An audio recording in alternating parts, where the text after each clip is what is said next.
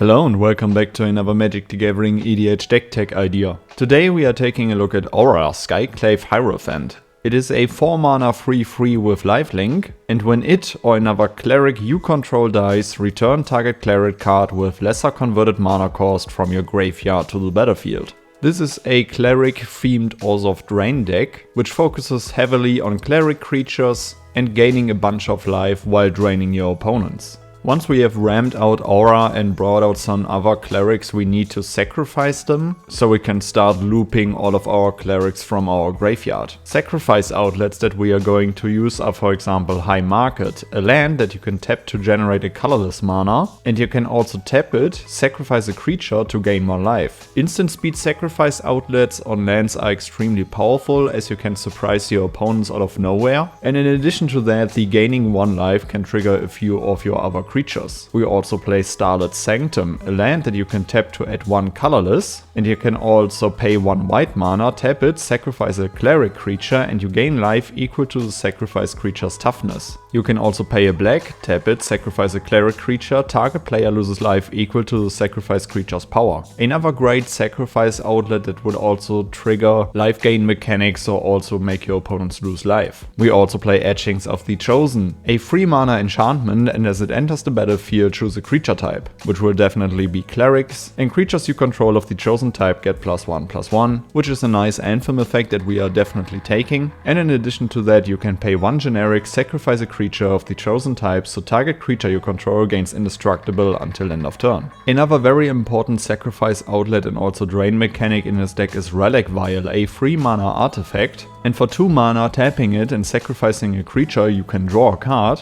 and in addition to that, as long as you control a cleric, Relic Vial has, whenever a creature you control dies, each opponent loses 1 life and you gain 1 life. This is a unique drain effect that only works with cleric creatures, so it definitely hits the theme. Being able to sacrifice your creatures at instant speed is really important, so we also play Flare of Fortitude, a 4 mana instant. You may sacrifice a non-token white creature rather than pay the spell's mana cost. Until end of turn, your life total can't change and permanents you control gain hexproof and indestructible. Sure, this will also prevent you from gaining life, but depending on how many creatures are coming your way, it's definitely worth it. If we play Flare of Fortitude, we also play Flare of Malice, a 4 mana instant, and you may sacrifice a non-token black creature rather than pay the spell's mana cost. Each opponent sacrifices a creature or planeswalker with the greatest mana value among creatures and planeswalkers they control. With Orah's trigger on the stack, we can fill up our graveyard, or we can also do that before he triggers to get exactly what we want out of our graveyard. So we play cards like Entomb, a 1 mana instant, search a library for a card, put that card into your graveyard and then shuffle. We play Ripples of Undeath, a 2 mana enchantment, which is great for filling up our graveyard and getting additional card selection, because at the beginning of your pre-combat main phase, mill 3 cards. Then you may pile 1 generic and 3 life. If you do, put a card from among those cards into your hand. Buried Alive, a 3 mana sorcery, search a library for up to 3 creature cards, put them into your graveyard and then shuffle. Another card that we play is Lively Dirge, a 2 mana sorcery with Spree. Its +1 mechanic says search a library for a card, put it into your graveyard and then shuffle. And the +2 mechanic says return up to 2 target creature cards with total mana value 4 or less from your graveyard to the battlefield. This card is great as we can put a specific card into our graveyard, and while we are doing that we can also reanimate 2 of our cheap clerics. And now I'll feature a few clerics that we will play along the curve. Master of Dark Rites, a 1 mana 1/1, and you can tap it and sacrifice another creature to add 3 black mana. Spend this mana only to cast vampire, cleric and or demon spells. Essence Channeler, a 2 mana 2/1, and as long as you've lost life this turn, Essence Channeler has flying and vigilance. Whenever you gain life, put a 1/1 counter on Essence Channeler, and when it dies, put its counters on target creature you control. Demon's Disciple, a 3 mana 3/1, and when it enters the battlefield, each player sacrifices a creature or planeswalker. Rudlung Reanimator, a 3 mana 2/2, and when it or another cleric is put into a graveyard from play, put a 2/2 black zombie creature token into play.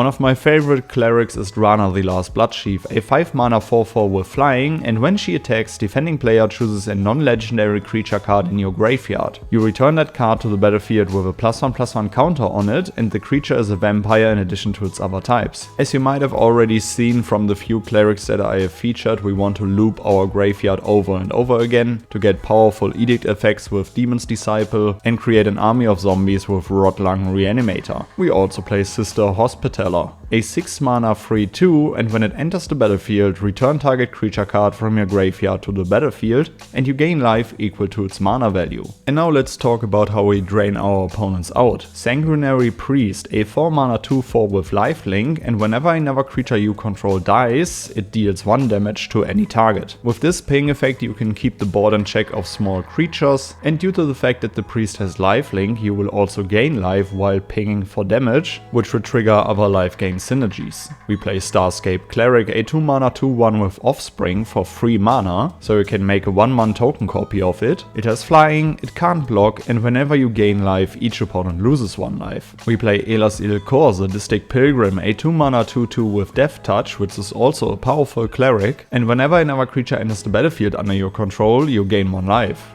Whenever another creature you control dies, each opponent loses 1 life. We play a very powerful enchantment, Funeral Room, a 3 mana enchantment room, and on its one side it says whenever a creature you control dies, each opponent loses 1 life and you gain 1 life. The Awakening Hall for 8 mana says when you unlock this door, return all creature cards from your graveyard to the battlefield, which can definitely turn the game in your favor. We play Veto, Fawn of the Dusk Rose, a 3 mana 1/3, and whenever you gain life, target opponent loses that much life. For 5 mana, creatures you control gain lifelink until end of turn. And of course we play Marauding Blight Priest, a 3 mana 3/2, and whenever you gain life, each opponent loses 1 life. You want to win more? You get it. We play Sanguine Bond, a 5 mana enchantment, and whenever you gain life, target opponent loses that much life. If we are playing this one, we also gotta play Exquisite Blood, a 5 mana enchantment. Whenever an opponent loses life, you gain that much life. These 2 enchantments will present an infinite loop of gaining life and draining your opponents, which can win you the game on the spot. But aside from playing an infinite combo in this deck, we also play Edgewalker, a 3 mana 2/2, which is probably one of the coolest clerics I have ever seen, because cleric spells you play cost Orzhov less to play. This effect reduces only the amount of colored mana you pay. These effects are extremely unique, and aside from having a really cool artwork, I think this card definitely deserves a spot in this deck. And last but not least, we play the artifact that turns this deck into a toolbox deck, Pyre of Heroes, a 2 mana artifact.